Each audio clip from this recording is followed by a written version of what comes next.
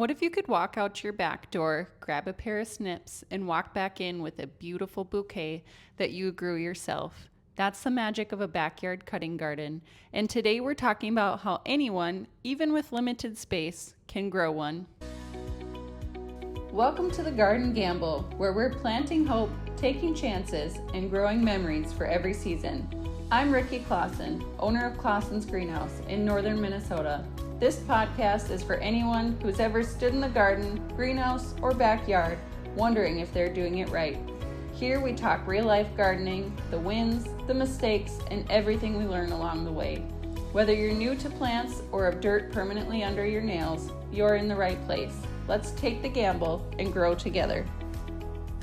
Hey everyone, welcome to another episode of the Garden Gamble podcast, and I'm excited to be kicking off a series here all about cut flowers. The next few weeks we're going to be talking about backyard cutting gardens, which is what we're talking about today. Then we're going to deep dive into some of our favorite cut flower varieties and how to make the perfect bouquet. So I'm very excited because this is a topic that I'm of course very passionate about as a flower farmer and a greenhouse owner.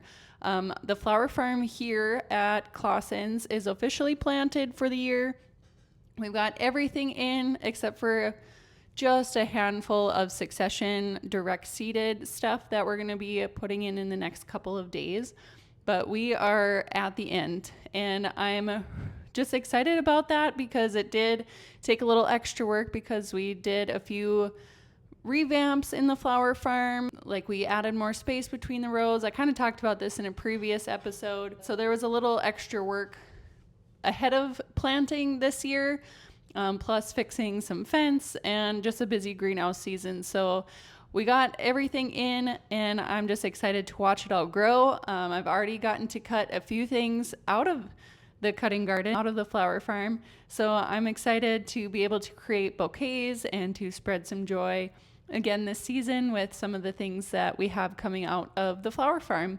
And that's kind of why I wanted to dive into this topic, is because yes, I have a full flower farm. I've got tons of space. I've got lots of rows, but I'm also doing it at kind of a grander scale and as part of a business. But I want to let you know and to let listeners know and customers here at the greenhouse that you can create your own little backyard oasis, your own backyard cutting garden.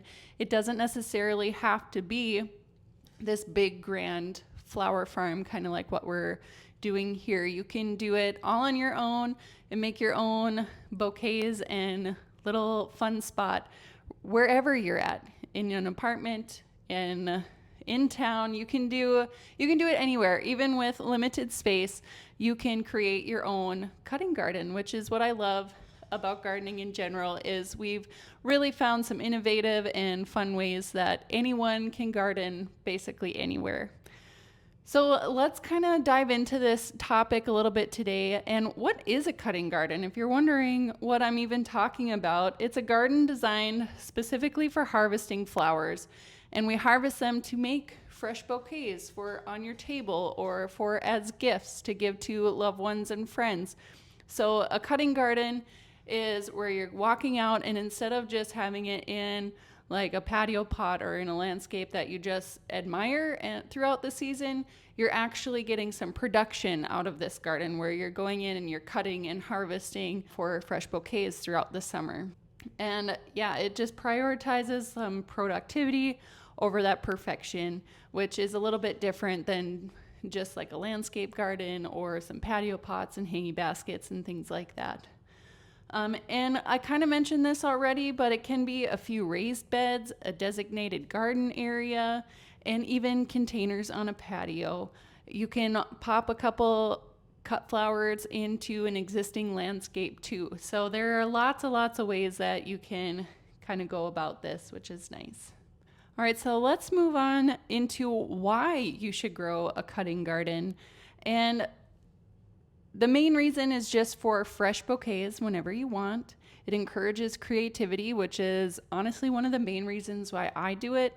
I love being creative and getting to put fun things together. So kind of pushing my creative side. That's why I love it. It supports pollinators and it provides a reason to spend time outside, and it really makes thoughtful gifts for others. I love how flowers spread joy. It's one of like the main goals that I have personally, and one of our like goals and hopes here at the greenhouse is that everything that we do can help create memories and to spread joy throughout our local community. So that's what I love about cutting gardens, is because everyone is happy to receive just a cupful or a vase full of flowers. It's just very thoughtful, and watching people's smiles light up when they get that gift is just wonderful. It fills my heart so much, and that's why I love growing cut flowers.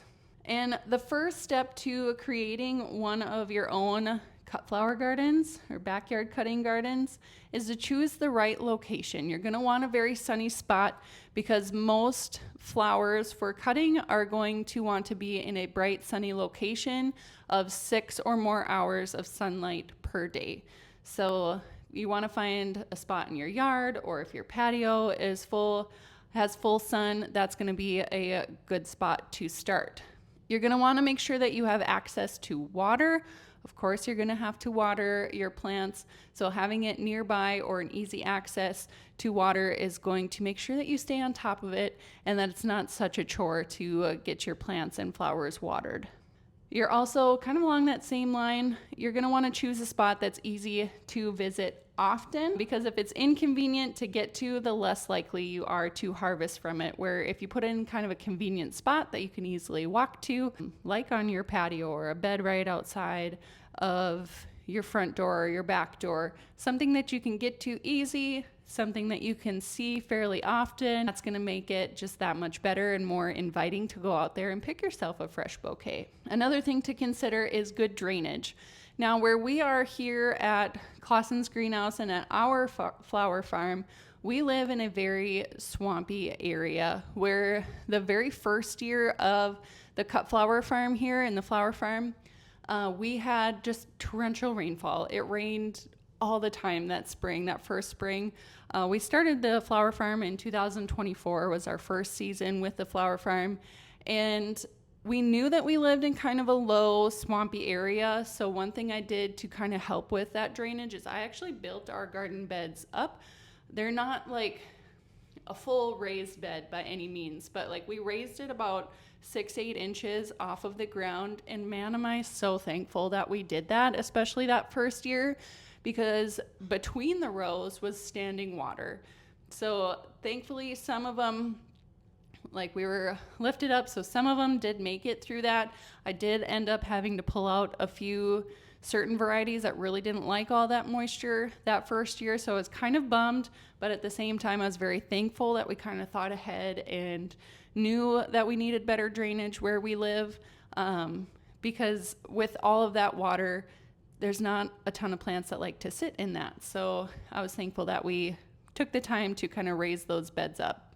And we do continue to do that today as we've like made more beds, and now that we've spread them out again this year, we still lifted them up a little bit. Good drainage is definitely something to consider.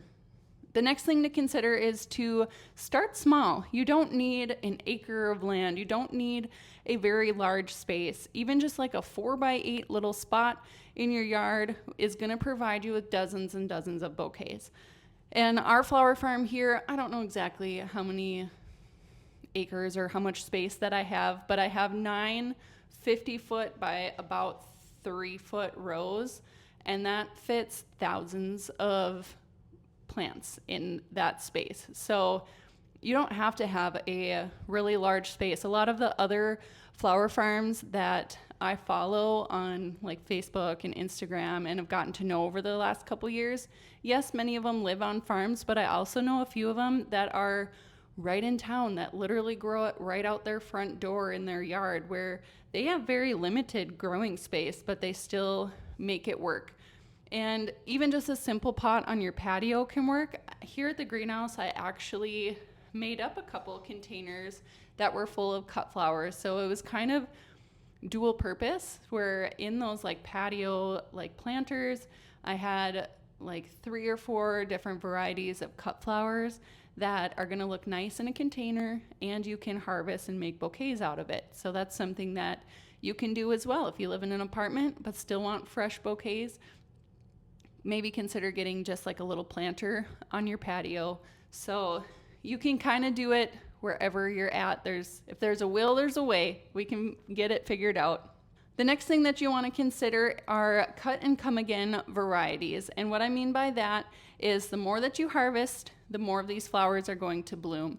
Where there are many cut flower varieties that you cut them once and then they're done, like stock. You cut those once for us and then they're done. And then I plant something else. So you want to find those cut and come again varieties where the more you cut, the more flowers you're going to get. And I'll kind of jump into, after this, a few varieties that I love for that reason. There are cut and come again, where you're going to get bouquets all season long. And some of those best cut and come again flowers, especially for beginner flower farmers or beginner backyard cutting garden home growers, some of my favorite annuals that are cut and come again, number 1 is the zinnia. That one, you can get up to 14 cuts per plant. They are the workhorse of the flower farm. I love those. And that is one of the ones that I'm going to talk about in our upcoming series of favorite cut flowers. So stay tuned for that as well in the next coming weeks. So zinnias, cosmos, snapdragons, sunflowers, celosia, strawflower, and gomphrena. Those are some really easy starter varieties that are all cut and come again. With the sunflowers, though, you kind of got to be careful. There are some single stem varieties of cut flowers for sunflowers. If you are a home grower and want to do a backyard cutting garden, find those branching varieties, a branching sunflower. Those are going to split and you can cut them and they're still going to continue to grow. In our flower farm, the sunflowers, I do a little bit of both. I've got a few branching varieties and a few single stems as well. Some perennials that I would suggest for cutting would be peonies, yarrow, bee balm, echinacea or coneflower, and veronica. Those are all some excellent cut flowers and perennials. So it doesn't necessarily have to just be annuals. You can have some of these just amongst your landscape and you can go out and cut. And there are so many more that this is just such a short list. There are lots and lots of different annuals and perennials that you can cut from that are going to make a really stunning bouquet. So this is just a short list. If you're looking to just get started as a home grower, these are just a few that I would suggest. And then some other ones that you can consider that you might not have thought of before that make really good foliage and fillers are basil, mint, ninebark, hosta leaves, and dusty miller. A few that I grow in our flower farm, I do basil and I do dusty miller. Both of those, they can be a little bit finicky. They can wilt on you really easy if you don't harvest them correctly, but the basil, I grow like a lemon scented basil, and man, does it smell good when you harvest them and you have them in bouquets. It's just another element that brings me so much joy. When I cut some for myself, that lemony scent is just heavenly and I love it. And dusty miller, I enjoy having in bouquets just because it has that like fuzzy texture and it's just a little something that you don't always see in other arrangements and bouquets. And dusty miller just I have a soft spot for it. I love dusty miller. And a few quick harvesting tips. If you are a backyard cutting garden grower, you want to harvest in the cool morning hours if possible. If you can't get to it in the mornings, I would suggest in the cooler hours of the evenings. So when we are harvesting here at our flower farm and greenhouse, most of the time for like subscriptions and bouquet bars and wholesale orders, we're harvesting in the morning time. But most of our U-picks that we do, when you can come out and pick your own at the greenhouse here, those are in the evening, so people can come after work. The next thing, you're going to want to use a clean and sharp snips. You don't want to spread disease if you've got anything going on in your cutting garden, and you want it to be sharp so you can make a nice clean cut on those. You're going to want to remove the lower leaves. You don't want any leaves sitting in water once you harvest it, so that's just part of our process or our processing, where we just take that stem and pull all those leaves off. It doesn't have to take a lot of time, but you're going to want to remove those lower leaves. And you want to place those stems immediately into water and condition the flowers before arranging. Conditioning, you just want to leave it for a few hours or ideally overnight before you start putting them into an arrangement. A few quick tips while shopping for your backyard cutting garden is you really want to look for tall varieties. So many greenhouses and garden centers, we're growing a lot of dwarf varieties that work well in pots and containers and as bedding plants. So we often grow a bulk majority that are going to be dwarf varieties. So if you're hoping to do a backyard cutting garden, you really want to look for tall varieties. 18 inches or taller is what you're going to want to purchase when you're out at a greenhouse or garden center. Here at our greenhouse, we have cute little pink signs that say cut flowers on them to kind of point you in the right direction for taller varieties and varieties that are going to work for cutting gardens. So for us, if you're local and coming out to Clausen's greenhouse, look for the little pink signs. You're going to want to start by looking for pre-started plants, like if you're out here at the greenhouse, they're all pre-started. But if you are looking for seeds to start, it's not too late, but you are going to want to look for varieties that have a short days to maturity at this point. We are about mid-June right now. So like I mentioned at the beginning of this podcast, we are still direct seeding a few sunflowers, a handful of zinnias. I think that's about it on our list, but a couple other short days to maturity that you could do is marigolds are another good one. Cosmos, they're usually pretty short, but you're going to want to look for a short days to maturity so you can still enjoy it throughout the summer before that frost comes and be able to get a few bouquets out of it. So yes, look for pre-started plants or a short days to maturity if you're looking for seeds. If you don't want to grow your own, but still want to experience the locally grown and fresh bouquets this summer, you can visit our flower farm here at Clausen's Greenhouse or a local one near you. If you're not sure about where to go, you can even reach out directly to us and I'll point you in the right direction. I've got flower farming friends across the entire state. So if you tell me where you're at, I bet you I can point you in the right direction to a local flower farmer, so you can enjoy fresh cut flowers and bouquets for yourself or a loved one. A few things that we offer here through our flower farm: we do subscriptions, which is where you can pick up fresh bouquets throughout the summer on a weekly, bi-weekly, or monthly basis. And we have a few different local pickup options, so you don't necessarily have to drive all the way out here to the greenhouse. But the greenhouse, of course, is a pickup location. We also have Sarah Jane Boutique in Thief River Falls, the Brouhaha Coffee Shop in New Fulton, and the Old Creamery in Middle River. Those three places are pickup locations for us. So if you live near any of those or drive there frequently, you can pick up your subscriptions from those three shops as well. Probably our most popular offering through the flower farm are our U-Pick nights, where you can come out here directly to the flower farm, see everything, and pick a cup full of flowers that you can take home and arrange in your own vase. It's just a really nice, peaceful evening. It's quiet, and you get to take in all of the essence, I guess, of the flower farm and see all the varieties that we're growing. I'll give you harvesting tips, and you get to take home a fresh bouquet of flowers. We also do bouquet bars where I can harvest the flowers and bring them to you.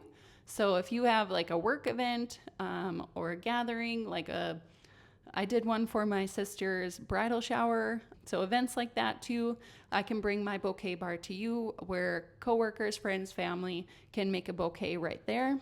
And we do custom arrangements for events like bridal showers, baby showers. We do a lot of weddings throughout the year too. So we do quite a few things with the flowers from our flower farm here. So if you don't want to grow your own, let us do it for you. And a backyard cutting garden doesn't necessarily have to be complicated. Start with a few flowers that you love. Start small, learn as you go, and don't be afraid to cut them often. The more you cut, the more you're going to encourage more blooms throughout the season. And you'll be so pleasantly surprised at how much joy that you will get from a simple little garden. Thanks for tuning in to the Garden Gamble this week, and I'm looking forward to continuing this series all about cut flowers and cutting gardens. Take care. Thanks for joining me on the Garden Gamble. If you love this episode, be sure to subscribe and share it with a fellow plant lover. Gardening isn't a gamble when you have the right guidance, and you don't have to figure it out alone. Until next time, take care.